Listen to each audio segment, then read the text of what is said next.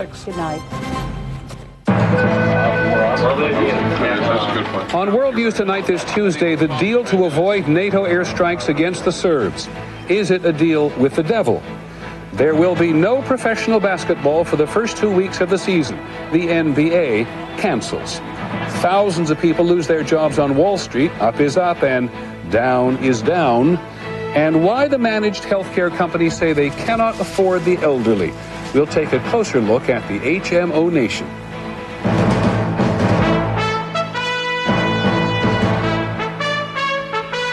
From ABC News World Headquarters in New York, this is World News Tonight with Peter Jennings. Good evening. We begin tonight with a crisis averted, a war avoided between the NATO alliance led by the United States and the former Yugoslavia led by the Serb dictator Slobodan Milosevic. There will be no NATO airstrikes against the Serbs this week. The Serbian leader has pledged to remove his soldiers from the province of Kosovo and allow 250,000 refugees to return to their homes. Whether this is a victory or a defeat depends on where you are. The Serbian leader is telling his people tonight that he has saved Kosovo from NATO attack. We begin in the Serbian capital with ABC's Mike Lee. The Serb leader, Slobodan Milosevic, gave in only when NATO airstrikes seemed imminent. Despite that, he went on national TV and declared the agreement a victory for Serbs. Dear citizens, he said, this agreement definitely eliminates all possibilities of military action against our country. But the man who brokered today's agreement, American envoy Richard Holbrooke, says the Serbs are not off the hook yet, that the NATO strike threat remains, and that Serbs have until Friday night to begin doing what they've promised. It's compliance that matters. But if this is the road path to the end of the emergency, and I hope it is, and then we will feel we earned our pay this week. As for the deal, the Serbs must withdraw their troops and police from Kosovo province. They must permit ethnic Albanian refugees to return to their homes. They must also allow 2,000 unarmed observers to verify the agreement on the ground. And they must allow NATO planes carrying no bombs to monitor the pullback from the air. Finally, the Serbs agreed to restore some form of local self-rule to ethnic Albanians, who make up 90% of the population of Kosovo. In Kosovo today, these ethnic Albanian refugees in the mountains of Kishnireka said they will not return to their villages until they can be 100% sure that Serb forces have gone and will never come back. But the refugees may not feel completely safe for a while. It will take at least a month for those international observers to even begin their work on the ground in Kosovo. Mike Lee, ABC News, Belgrade. As we said, victory or defeat depends on where you are. As the American envoy, Mr. Holbrooke, said, it's a little early to use the T word, as in triumph. And if anyone knows wiggle room, it is Mr. Milosevic. Another look at the deal by our national security correspondent in Washington, John McCarthy. Central to the agreement, and perhaps its greatest weakness, is the 2,000-person civilian monitoring force that does not yet exist. This will be an international group of people who are experienced, hopefully, in this kind of work. Even Sandy Berger seems skeptical that this kind of work could be done by the OSCE, the 54-nation Organization for the Security and Cooperation in Europe. In the past, the OSCE has provided people to monitor elections. The job in Kosovo requires many more people, will be vastly more complex and dangerous. They will be armed only with clipboards, pencils, and cameras. Now we're talking about the equivalent of a peacemaking force without arms, without training, and with very uncertain organization. Assuming such a group of civilians can be assembled, the question is, who will protect them? U.S. officials say there will have to be a rapid reaction force of several thousand soldiers standing by. To avoid upsetting Congress, the emphasis will be on recruiting troops from several NATO countries, not just the U.S. They would be kept out of harm's way by basing either in a neighboring country like Macedonia or aboard a ship.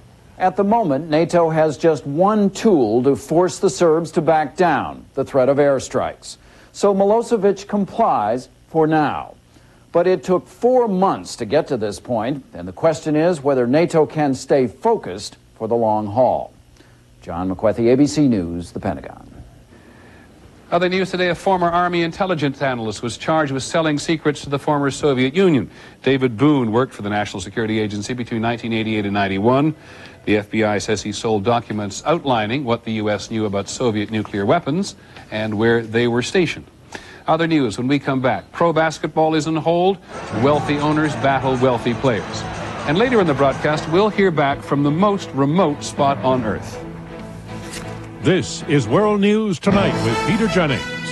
Brought to you by DirecTV. Please release me, let me. DirecTV offers more than 175 channels. Digital sound, digital picture, more sports, more movies, more of everything than you could ever get from cable. So, what are you looking at? If it's not DirecTV, see your retailer for a demo today. Of all the things we might put honey in, the best may be new Honey Cough. Introducing the first line of cough drops and cough syrup combining effective medicine with real honey to relieve even the worst coughs. New Honey Cough from the makers of Robitussin. Naturally. Buy a set of 4 selected Goodyear tires before November 28th and get a $50 or $100 U.S. savings bond. For the retailer nearest you, call 1-800-GOODYEAR.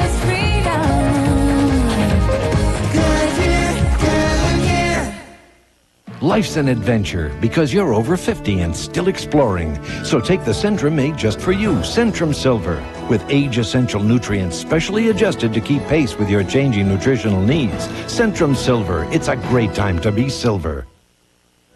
The National Basketball Association has canceled the first 2 weeks of its season. The season was supposed to begin at the beginning of November, but the owners and the players are still paralyzed by their differences about money. It's the rich versus the rich. Here's ABC's John Frankel. The talks were cordial, but no deal. This is not a very pleasant announcement. No agreement on the core issue, players' soaring salaries.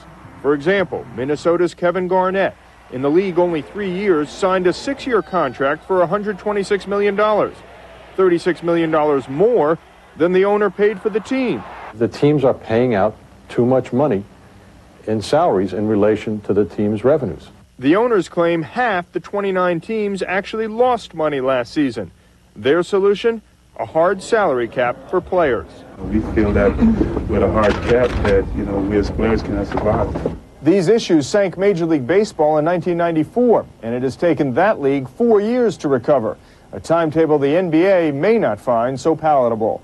John Frankel, ABC News, New York. On Wall Street today, investors are worried about bad corporate earnings and the possibility of a recession. The Dow Jones Industrials lost more than 63 points to close at 79.38. On the NASDAQ market, stocks were down more than 36 points. They are really starting to feel the effects of the global financial turmoil on Wall Street itself, i.e. physically. Merrill Lynch today is the first big brokerage house to make cuts in staff, 3,400 jobs.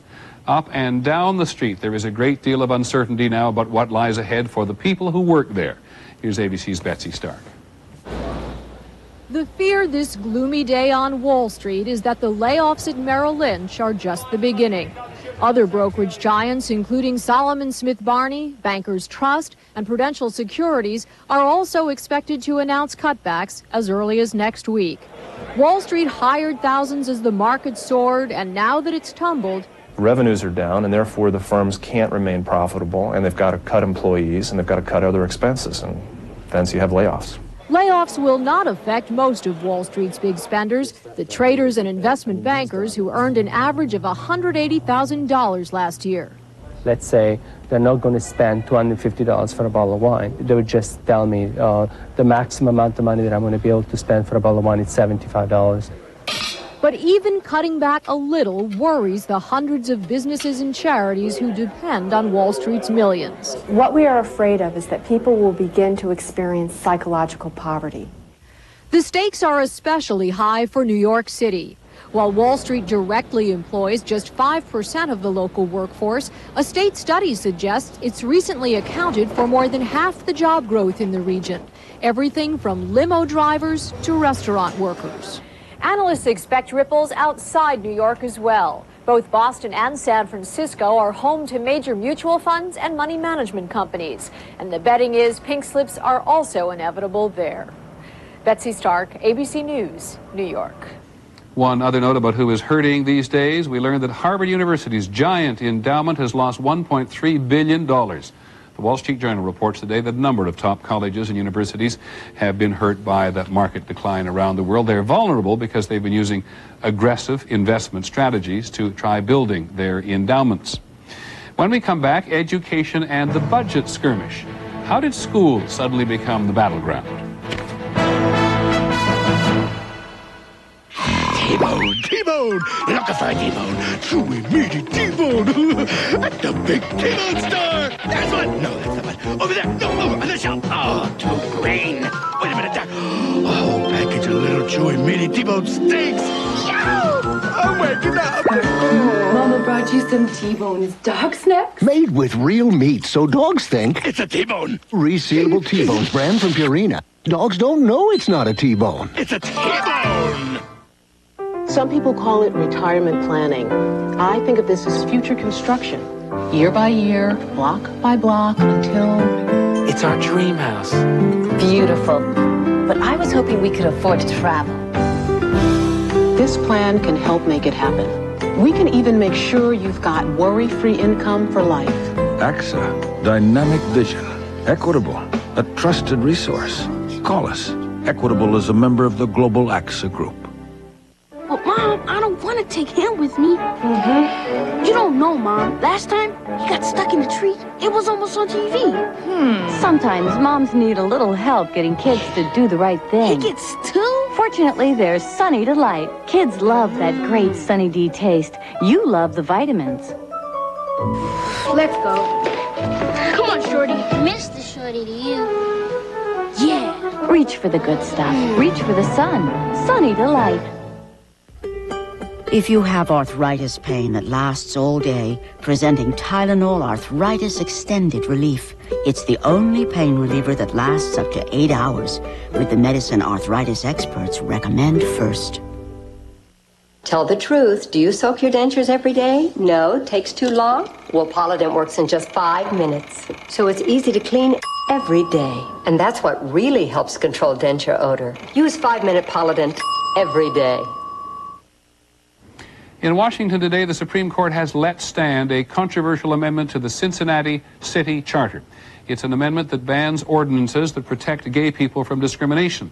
Gay rights groups and others say the court's refusal to hear the case is confusing because the Cincinnati amendment is similar to one in Colorado that the justices ruled was unconstitutional.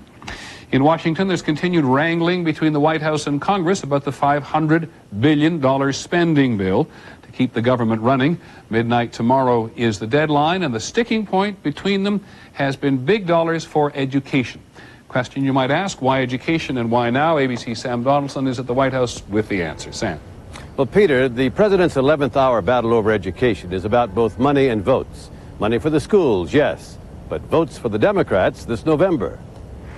In his State of the Union address last January, President Clinton called for more spending on education. I propose the first ever, including $1.1 billion to hire an additional 100,000 elementary school teachers, and a trigger to free up $21.8 billion in bond money for new school construction. The Republican Congress responded with its own education initiatives, only to see the president veto them. Helping kids learn to read, he vetoed. Low-income scholarships, he vetoed that. Yes, because the Republicans often attach private school voucher proposals to which the president objected. Their matter stood until last Friday, when at a big Democratic White House pep rally, education was moved suddenly to the front burner. Politics should stop at the classroom door. It is not too late. Politics indeed. Polls show education resonates with the voters. And Democrats need help now in such places as Illinois, where Democratic Senator Carol Moseley Braun, a sponsor of the construction money, is behind. And California, where Democratic Senator Barbara Boxer, who proposed after-school programs, is in a tight race. So today, another big Democratic pep rally convened at a suburban Maryland elementary school, with almost no notice to the principal. We found out about the visit last evening. This school chosen because of the good TV visuals of classes held in trailers. A perfect backdrop for presidential passion. We are shouting loudly to the heavens. To which the Republicans are now responding, hallelujah, bowing at their own hastily arranged pep rally on Capitol Hill to gladly provide the $1.1 billion for more teachers if it goes directly to local districts, without passing through federal programs as the president wants. He wants it to go to bureaucrats. We want it to go to teachers. Both sides say education is too important to play politics with. But politics are what drives these election year budget battles. The president clearly hopes that his last-minute push will win favor with the voters. And, Peter, the Republicans clearly fear that he may be right. Thank you, Sam. Sam Donaldson at the White House tonight. As is always the case, now's the time for members of Congress trying to slip in specific spending items to benefit their own districts. Here are a couple of examples tonight. $10 million to subsidize the sale of raw tobacco overseas, good for tobacco farmers. Senator Faircloth from North Carolina wants that one. Trent Lott and his Mississippi colleague Thad Cochran want $300 million to reimburse the exporters of frozen chicken. The chickens were shipped to Russia. The Russians couldn't pay for them. And Senators Lott and Cochran also want some money to extend their state's duck hunting season. Special time. When we come back, HMOs giving up on Medicare. We're going to take a closer look.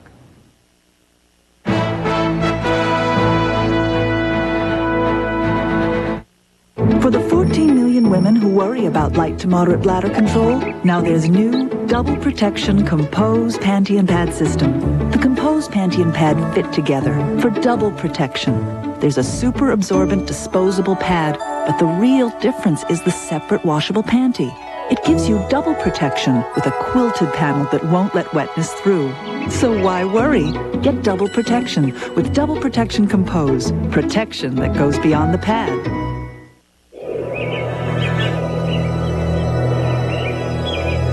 There's an athlete amongst us, disguised as a mother and a neighbor. And when most of us are still sleeping, she's running. She also takes the vitamins, minerals, antioxidants, and folic acid in Women's Ultra Mega Multivitamins made by General Nutrition Centers. Tomorrow, she'll get up and run some more. Women's Ultra Mega Multivitamins made exclusively by GNC. Live strong, live well. Johnson, I'd like to see some ideas on saving the company money. I'll be back first thing in the morning. Think. That's the dumbest! Think. Help!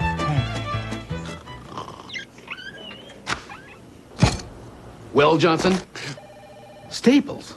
That'll save us a lot of money. You are a genius. Staples has guaranteed low prices, like an HP cartridge for $23.88. Staples. Yeah, we've got that. Discover the fiber therapy that tastes so good, people prefer it over Metamucil 2-to-1. Discover Citracel, the only fiber powder that won't produce excess gas. Citracel, no excess gas and better taste, too. They've had to do a little remodeling at Pizza Hut headquarters since their co-founder came out of retirement to become a Papa John's franchisee. See, he thinks Papa John's makes better pizza than even the company he helped found. Today, Frank owns over 70 restaurants. Papa John's. Better ingredients, better pizza. He's got it. Papa John's. Hey, looks good here. Try our Papa's Choice. That's a large pizza with your choice of up to 5 toppings for just $9.99.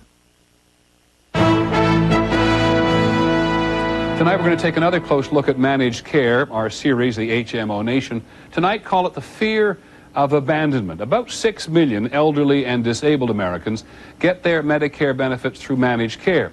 Medicare, we all know, is the coveted health care safety net that has been in place since the 1960s. And this year, more than 400,000 people on Medicare are being abandoned by their HMOs because the HMOs say that they, the elderly, are unaffordable. The elderly, unaffordable? It wasn't supposed to be this way. Here's ABC's John Cochran.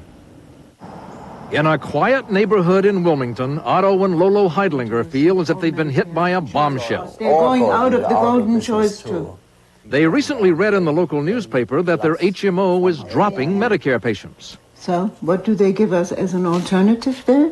As of now, the only alternative is to return to the old-style Medicare program run by the government, which provides none of the extras so many older people want, especially prescription drugs. The Heidlingers have survived cancer and Nazi Germany, but they say they don't know how they will survive without their HMO. God forbid a severe situation arises, we wouldn't know where to take the money from. With a limited income, what are we going to do? I mean, at the age of 88 and 78, I don't think we can go and take jobs again. The Heidlingers say all their friends are worried. When you go to the doctor and you're sitting in the waiting room, do other elderly people worry about the HMO pulling out of town? Yes. We were on That's all they Friday, talk that was about. the sole conversation. Soon, many more older Americans could lose HMO coverage. HMOs admit they have underestimated the cost of caring for the elderly. Because it will get much worse next year. This situation will be exacerbated. When HMOs asked the government for permission to charge beneficiaries a little more, here's what President Clinton said last Friday. We told them no deal. Privately, senior administration officials tell ABC News that in the end, the only solution may be to raise premiums or spend some of the budget surplus on Medicare. And that sends the problem back from places like this, Wilmington, to Washington. There, 30 years after establishing Medicare, the politicians must decide whether it's time to make a serious effort to provide services like prescription drugs not even mentioned in the original legislation. For the Heidlingers and hundreds of thousands just like them, it's an easy call. Just do it. John Cochran, ABC News, Wilmington, Delaware. In our reporting last night, we pointed out that after the explosion in managed care, which we've had with us for 20 years now, 80% of Americans say they are satisfied with what they're getting. That leaves, of course, 20% who are not. And as you may have heard, there are doctors who are not happy either. ABC's Aaron Hayes tonight on some of the doctors. All right. They deal every day. How much time do we have? With life and death decisions. But thousands of doctors say they're being second-guessed, forced to cut back on patient care, pressured by HMOs and other managed care companies. We, as doctors, feel that we're living with a devil that we have to talk about. In Dallas, Guy Culpepper is one of hundreds of doctors who just quit one of that city's biggest HMOs. Fed up. We're forcing people through the system so quickly, you don't have time to make that kind of human connection. And spending too much time, they say, phoning managed care companies. I have a new prescription for Cindy. Hi, Monica. This is Karen at Dr. Culpepper's office. To get them to okay tests and medicine for patients. It's sort of like calling to say, Mother, may I, for everything that you do for a patient. Many are convinced managed care companies have made the process difficult on purpose. Every dollar that they spend for patient care is less for them, and every dollar that they can delay or deny is more for them. In St. Louis, when I called the company, the city's medical society started a managed care grievance committee. Insurance companies deny what patients really need. You get worn down. We just don't have the resources or the time to constantly go back, to constantly write letters, and constantly protest the denials. There's a real problem out there. Many doctors acknowledge they have lost money because of managed care, but say the fight now is over something much more important, their independence to make decisions that are right for their patients. We did not take this course of training to look after the interests of a group of stockholders. Doctors Heather Soul and Jonathan Sheldon have declared their Denver practice off limits to HMOs. They call it HM-No. There was no other way to practice medicine, in our opinion, ethically for us. But bucking managed care is risky business. When Dr. Culpepper finally told that Dallas HMO to take a hike, Good girl. the company walked away with nearly a third of his patients. He is slowly rebuilding his practice. Right now, I think she's considering becoming a physician. But like many doctors, he worries that the pressures of managed care have damaged the practice of medicine. Aaron Hayes, ABC News, St. Louis. Tomorrow night, managed care and mental health, holding up treatment, losing treatment in some cases, because HMOs won't pay. And when we come back this evening, our newest pen pal.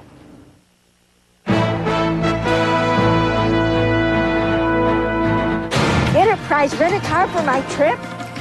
Looks expensive. It's not expensive, Mom. They pick us up? Sounds expensive. Pickup's free, Mom. Well, if it's not expensive, why didn't I get a convertible? Pick Enterprise. We'll pick you up. Fibercon or Metamucil, both have fiber for regularity. But I like Fibercon better. Same natural action of fiber, but only Fibercon contains calcium. And with Fibercon, I get my fiber in 2 caplets. Fibercon, fiber and calcium in a convenient caplet. Open wide. It's new Friskies Dental Diet. Boys, here's great tasting news you can chew. If you want strong choppers, you gotta keep them clean. Whoa, remember this guy? Never brushed. New Friskies Dental Diet helps reduce plaque and tartar buildup by 25%. So now your cat can feast on Friskies and crunch his teeth clean with every bite. Toothbrushes? Oh, poor humans. New Friskies Dental Diet. Bring out the Frisky in your cat. Thanks, Dad. Thanks. Thanks, Pop. Thanks, hon. Thanks, Dad. A little help? You can't do this with Caravan. Thanks, Dad. The Chevy Venture is available with a remote control sliding side door. So you can get more done. And have more fun.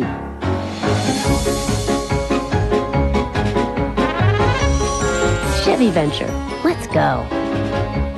ABC Tonight. Only one person can give you the thrill of winning $1 million. So rush behind the scenes of Monday Night Football and the power of blowing up a famous landmark. Joe London and all the behind closed doors ABC Tonight. Brief review of some of the main stories today. A crisis averted in Kosovo. There'll be no NATO airstrikes against the Serbs this week. The Serbian leader Slobodan Milosevic has said he will remove his soldiers from Kosovo, and ethnic Albanian refugees would be allowed to go home. Washington is naturally suspicious. The NBA has canceled the first 2 weeks of the basketball season, and they're beginning to feel the pain on Wall Street. One of the big brokerage houses cutting a lot of jobs today. Finally this evening, from us, catching up on the most remote place we know. Last week we told you that Tristan da Cunha, deep in the South Atlantic between Africa and South America, nearest neighbors 1,500 miles away, had gone onto the internet. And so we sent them an email. How was this changing things? They emailed us back. Nice of us to write, they said. You know, the weather can be pretty bad and the mail ship only gets there 6 times a year if they're lucky. Splendid isolation is a relative thing, writes Brian Baldwin, the island's administrator. He sent his picture along.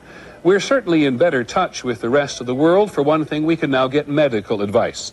And there's a daily news summary. They post it, says Mr. Baldwin, at the island's only shop for all 300 residents to read. Mr. Baldwin learned on the web that Tristan da Cunha may be making more news. Given where they are, Tristans will be the first in the world to see the dawn of the new millennium. As for surfing the internet in his spare time, as we had actually suggested, I can hardly sit around and do that, Mr. Baldwin said. Not at $10 a minute. That is our report on World News Tonight. Later on Nightline, how Mexican drug traffickers are hooking America's heartland. I'm Peter Jennings. Hope we see you tomorrow. Good night.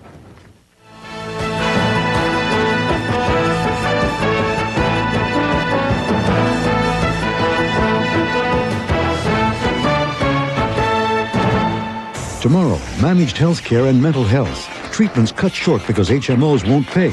Are they putting people's lives at risk? Watch World News Tonight with Peter Jennings. This has been a presentation of ABC News. More Americans get their news from ABC News than from any other source. ABC News, now always on. ABC Tonight, Mike takes his shot in the woods. My son may look like a deer to you, but ends up saving Private Bambi. But that doesn't mean he shouldn't get the same quality care as a normal-looking kid. Then the hot new show critics say will leave you breathless. You've got friends. Sports Night. And this is what friends gear up for. After an all-new Spin City, ABC Tonight.